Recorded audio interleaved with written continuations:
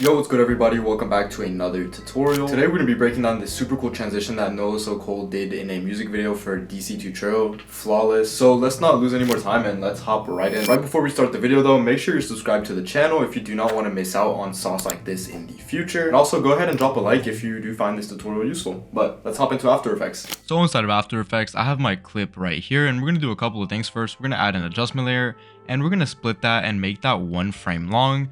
And you're going to see why. We're going to add a curves to it and we're going to bring the right side down on these curves to get this really underexposed look. And you just want to tweak it to your liking, whatever works best for your clip. And I think right about here is good.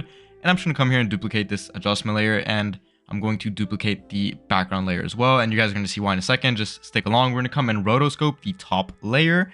And if you guys don't know how to rotoscope, I have a tutorial up on my channel, but I'm just going to skip through and freeze that. And once that is done, we're going to come right here and add a refined soft matte to kind of soften up the edges on the rotoscope. As you can see, it looks a lot better. And on this next adjustment layer, we're just going to drag this underneath the rotoscope layer and add an exposure. And inside of exposure, we're going to crank that all the way up. We want to blow out this scene completely. So once you've blown out the exposure, just like this, what we're going to do is split the roto layer 1 frame. And we're going to select it and add a curves to it.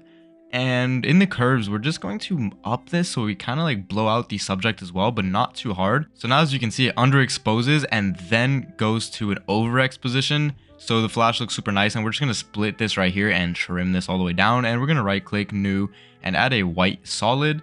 And we're going to click OK, and we're just going to trim it right here. And we're going to come to the end and trim it as well. Now we have this flash and then it hits to a white solid, as you can see.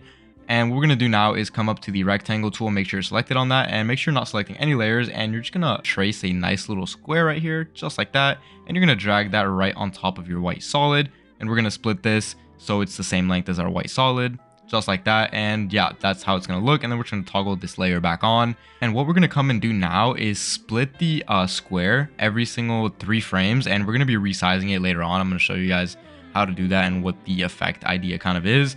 So we're going to click S and increase the scale right here on the first one. We're going to come to the second one and slightly increase it as well. And on the third one, we're going to, I think we're just going to leave it like that. And yeah, we're just going to go to the fourth one now, and we're going to increase the scale. And on the last one, we're going to increase the scale a bit more, so it has that getting smaller and getting bigger effect.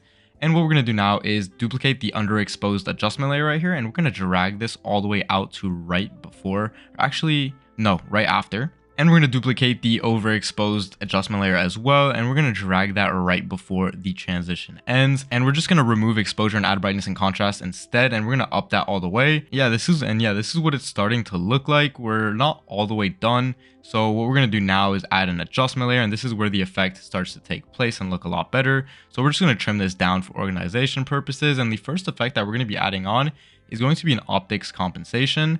And inside of optics compensation, you just want to click reverse lens distortion and just kind of up it to like around this. And then we're going to add a deep glow to it, and we're going to bring down the exposure a ton. We don't want it to be too harsh. Something like this is pretty fine.